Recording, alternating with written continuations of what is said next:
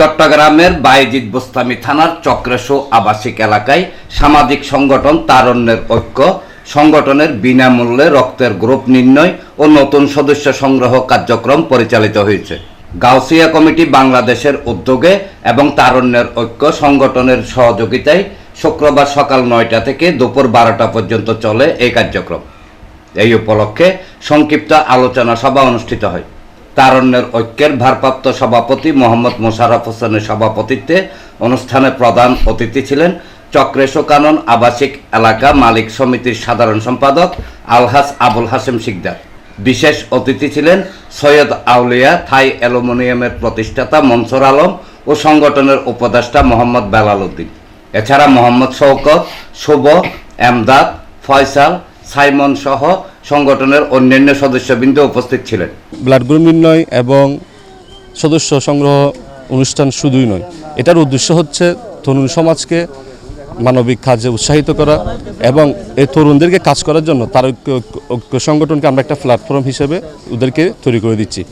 আমরা জানি যে এক ব্যাগ রক্ত মানুষের কত প্রয়োজন হতে পারে।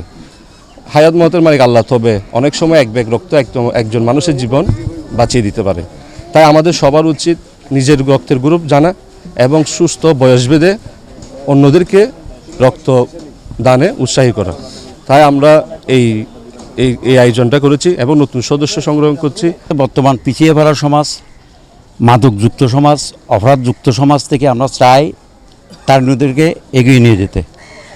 তারুণ্যই দেশের ভবিষ্যৎ, তারুণ্যই পারে একটা সুন্দর বাংলাদেশ উপহার দিতে। আমরা চাই সমাজ থেকে সকল প্রকার অপরাধ মুক্ত করে সমাজকে নির্মল স্বচ্ছ একটা সুন্দর বাংলাদেশ গড়ে ওঠার জন্য আমাদের এই প্রয়াস। আমি চাই আমরা সকলে মিলে আমার এই সুন্দর দেশটাকে, সুন্দর সমাজটাকে আরও সুন্দর স্বচ্ছভাবে করে তুলি। ব্লাডটি এমন প্রয়োজন, দেখা যাচ্ছে অজ্ঞান গ্রুপ, সেটা জন্য জানার জন্য দ্রুততম সময়ে আমরা বিপদ থেকে রক্ষা পাই। এখানে দেখা যায় আমাদের মা, বোন, ভাই যে কোনো সময় ব্লাড অনেক প্রয়োজন হতে পারে।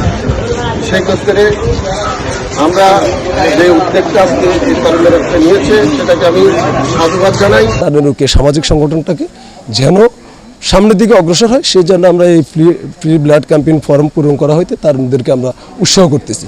তাই ভবিষ্যতে এই তরুণেরা যেন সব কিছু থেকে দায়িত্ব নিয়ে কাজ করতে পারে, খেলাধুলা অংশ করতে পারে, তারা মাদক থেকে দূরে থাকতে পারে। সমাজের অন্য কিছু খেলাধুলায় থাকলে তারা যদি পড়ালেখা থাকে, খেলাধুলা থাকে, সামাজিক কাজে থাকে, তারা অন্য কিছু থেকে ইনভলভ হবে না।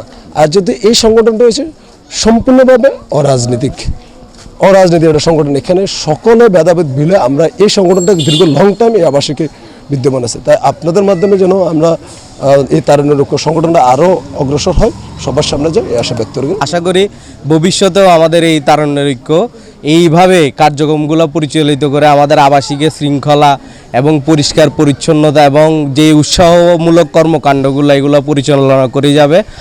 ডেস্ক রিপোর্ট, প্রগতি 24 টিভি।